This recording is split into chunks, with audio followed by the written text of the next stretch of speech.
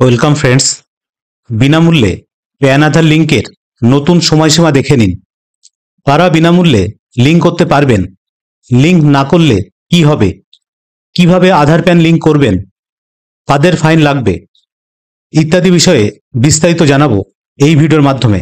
চলুন দেখে নেওয়া যাক। সরকার প্যান ও আধার লিঙ্ক করার নতুন সময়সীমা ঘোষণা করেছে। 31শে ডিসেম্বর 2025-এর মধ্যে কাজটি না করলে আপনার প্যান বাতিল হয়ে যাবে এবং আর কোনো আর্থিক লেনদেনে এটি ব্যবহার করা যাবে না। ভারত সরকার আবারও প্যান ও আধার লিঙ্ক করার জন্য একটি নতুন সময়সীমা ঘোষণা করেছে। এবার যারা এখনও এই দুটি গুরুত্বপূর্ণ নথি লিঙ্ক করেননি তাদের জন্য এটি শেষ সুযোগ হতে চলেছে।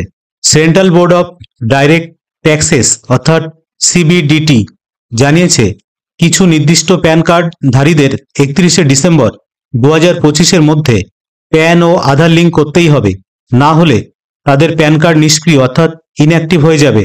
যারা আধার নম্বরের পরিবর্তে আধার এনরোলমেন্ট আইডি ব্যবহার করে প্যান তৈরি করেছেন তাদের ক্ষেত্রে এই নিয়ম প্রযোজ্য।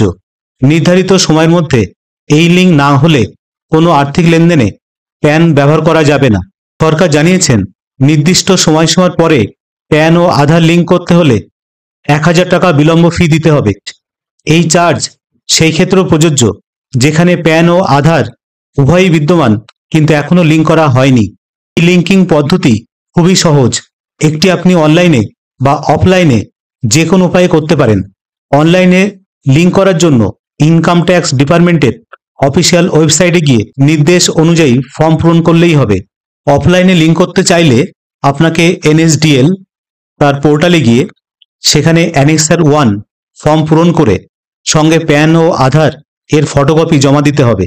এই কাজ যদি কেউ না করে তাহলে আগামী দিনে ব্যাংকিং, ইনভেস্টমেন্ট, আইটিআর ফাইলিং এর মতো গুরুত্বপূর্ণ আর্থিক কাজে বড়সড় সমস্যা হবে।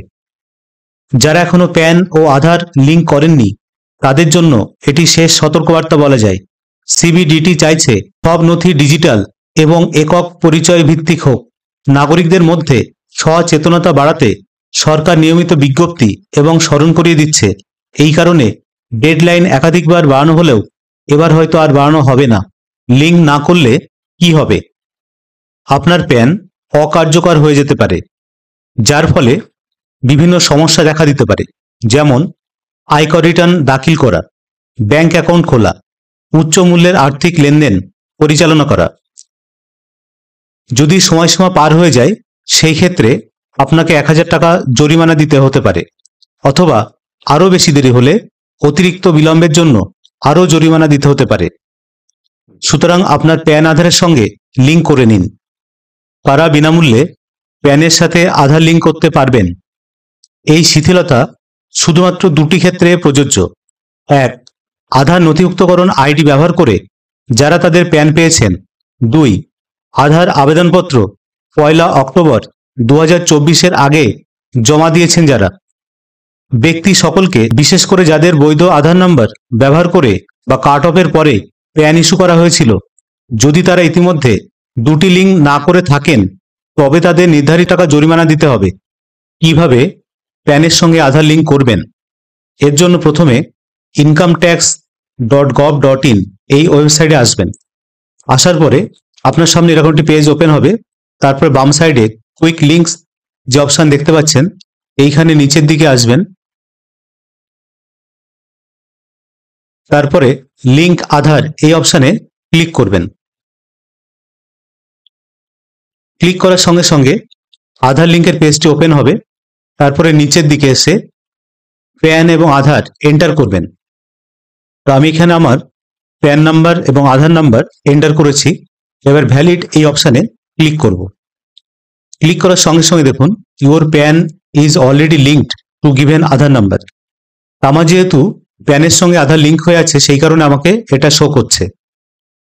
আর আপনাদের যেহেতু যদি কারোর প্যান আধারের সঙ্গে লিঙ্ক না থাকে তাহলে নেক্সট পেজ যাবে, গিয়ে সেইভাবে আপনারা যথাযথভাবে সাবমিট করবেন।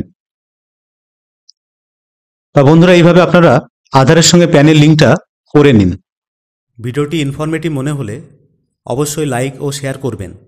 আর যারা চ্যানেলে নতুন তারা অবশ্যই চ্যানেলটিকে সাবস্ক্রাইব করে অল নোটিফিকেশন বাটনটি অন করে রাখবেন, যাতে সবার আগে পরবর্তী ভিডিওর নোটিফিকেশনটি আপনার কাছেই পৌঁছয়। ধন্যবাদ।